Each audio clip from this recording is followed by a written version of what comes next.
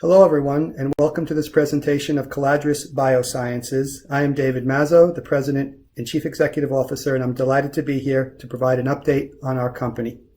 We are a company working in cell therapy with an advanced clinical pipeline with 2 programs enjoying breakthrough designation and 1 which is a program focused on COVID-19 induced lung repair.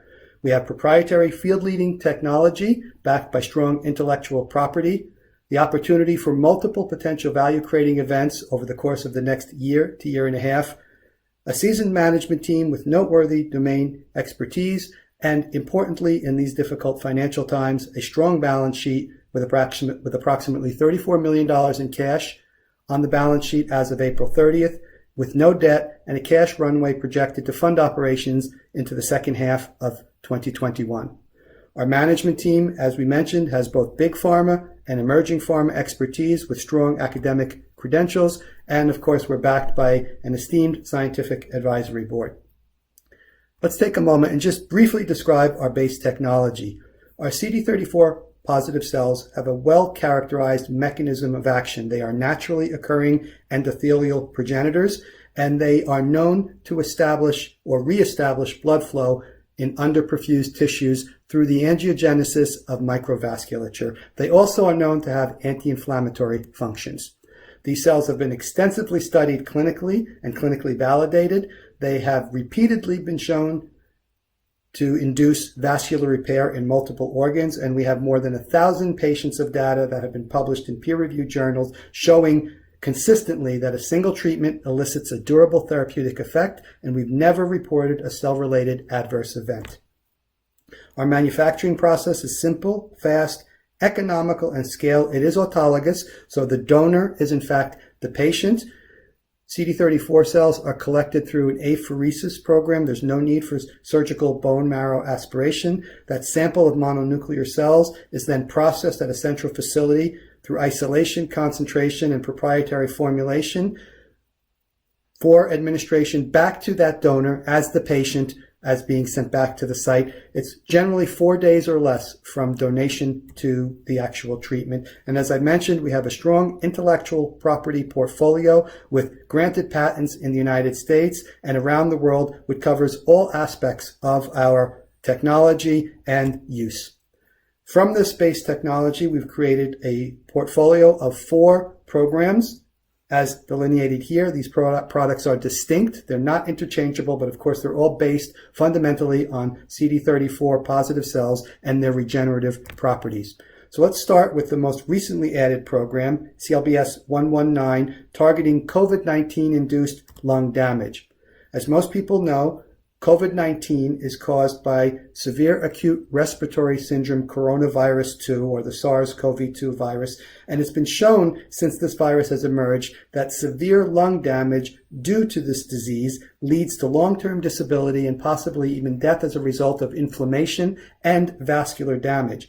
Early data also shows that almost all patients who survive COVID-19 pneumonia have some level of permanent lung damage, which is visible in CT scans as they're discharged, and prior data from the SARS epidemic, the original SARS epidemic, suggests that CD34 cells in the lung are a target of these coronaviruses, and that destruction of lung CD34 progenitors could be the reason why patients who survive COVID-19 with severe lung damage really never fully recover.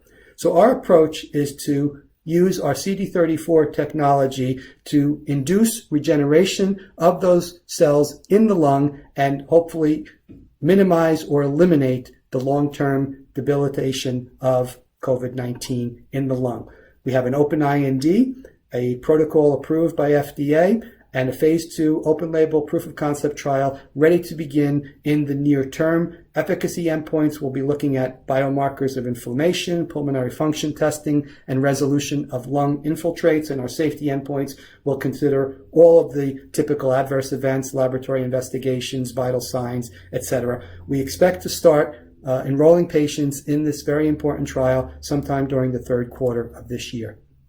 Now let's move to CLBS-12, which is our ischemia program closest to commercialization, targeting critical limb ischemia in Japan, where the program enjoys a Sakigake designation, which is the equivalent of a breakthrough/fast-track regulatory designation for very select products.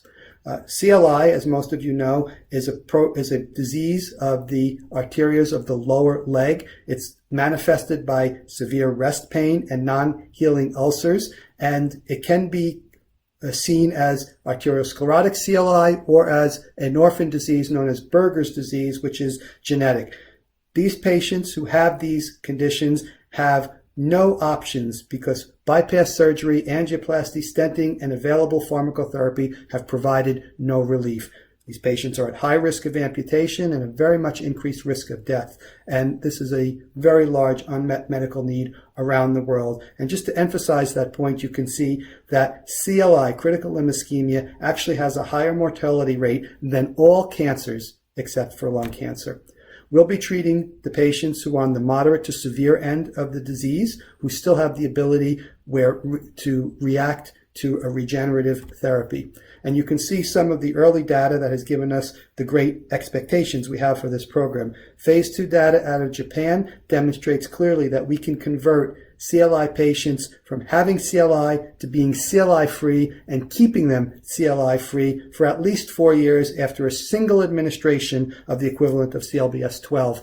The Doppler images on the left show a pictorial of the mechanism of action as you see a cold, underperfused foot after a single administration of CLBS-12. 3 months later is showing great signs of new microvasculature, reperfusion, warming, and of course healing. Similarly, in the United States, a phase 2 program demonstrated our ability to meet another typical endpoint in CLI studies, that of amputation-free survival with a very high statistical significance. And so based upon this previous data, we have organized with the Japanese regulatory authorities a single registration eligible trial based upon the Sakigake designation involving 30 no-option CLI patients and 7 Berger's disease patients being treated in a single administration of intramuscular CLBS-12. We were expecting to complete enrollment in this trial in the second quarter of this year, but because of the effects of the COVID-19 pandemic in Japan, enrollment has been delayed, and we now anticipate completing enrollment in the second half of this year with data and possible early commercialization coming during 2021 or early 2022. And just to give you a hint of why we're so positive, this is an open label trial. I can show you the completely enrolled Berger's disease cohort. The cohort of Berger's disease are people who are generally continually deteriorating on their way to amputation. Surgery is not viable, and existing pharmacotherapies have been shown to not prevent amputation. Yet in this trial, 4 of the 7 Berger's disease patients have responded positively and are now CLI-free, which is an extraordinarily positive result in this patient population. And we hope that the complete results from this trial will be similarly positive and will lead to a rapid approval in Japan in the coming year.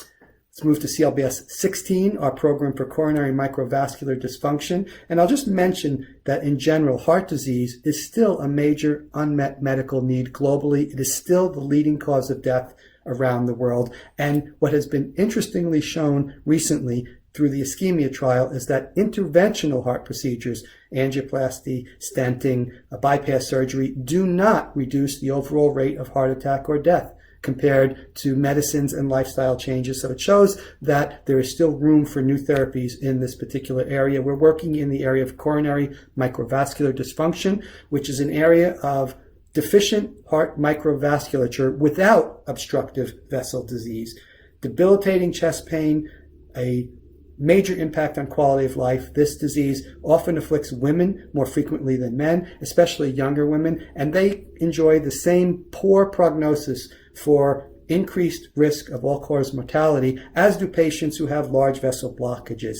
We can diagnose and measure this disease now using a technique known as coronary flow reserve, and that led us to exploring the ability of CD34 cells to treat this by provoking new microvasculature growth in the heart in CMD patients in a proof of concept trial called the Escape Cmd Trial.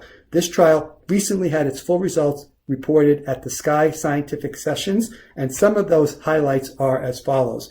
First and foremost, we were able to change the pathophysiology of the heart, creating new microvasculature and taking patients who were diagnosed by CFR as having CMD to now being non-CMD patients, increasing the microvasculature after a single intracoronary injection.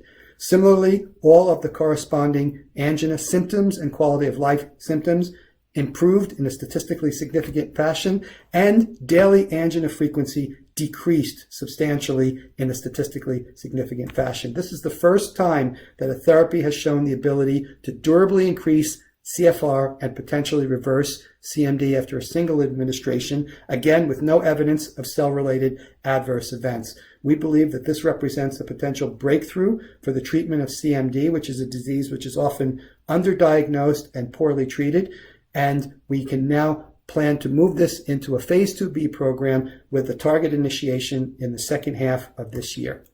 And then finally, our most advanced clinical program in the United States. This is a phase 3 ready program with an RMAT, or Regenerative Medicine Advanced Therapy designation, CLBS 14, targeting no option refractory disabling angina. This is a disease where patients have had their large vessel disease appropriately treated, and they still have debilitating angina, indicating that there is an insufficiency of the microvasculature in these patients in a manner that's similar to a deficient microvasculature in CMD patients.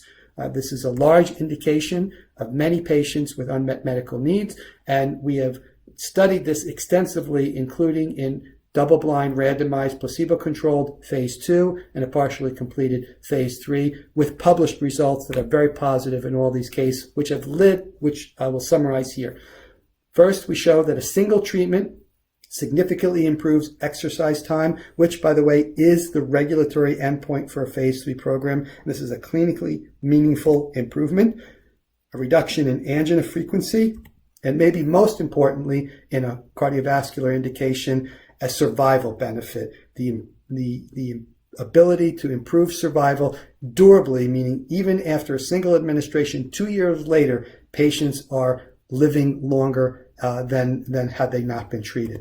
So with this as background and the RMAT designation, we've negotiated with FDA a single remaining phase 3 trial of 400 patients to be executed to complete the BLA and move this to a commercial product. It is a large trial, though, from a cost perspective in relation to our company, about $70 million. And so we've delayed the initiation of this trial as we complete our discussions with potential partners or specific funding agents that will be focused on the CLBS 14 NORDA program. So with that as backdrop, you can see over the course of the next 12 to 18 months, there will be the opportunity for potential value-creating events, development milestones, business development milestones, corporate milestones across the entirety of the pipeline. And that is bolstered by a stable financial situation. Again, $34 million of cash on the balance sheet as of the end of April, almost a year and a half worth of projected cash for operations, no debt, and a very simple and straightforward capital structure. So that brings us back to the summary slide, our investment rationale, a strong platform company, 4 programs, one of which is very timely with regard to COVID-19. The other two of the others rather, have a breakthrough designation, strong intellectual property, milestones across the portfolio over the course of the next year, a management team that has been successful in advancing their programs even in these difficult times, and a strong balance sheet that is completely supported by our history of bringing non-dilutive cash to the table. So with that, I will say thank you for your attention, and please feel free to contact us if you have any questions.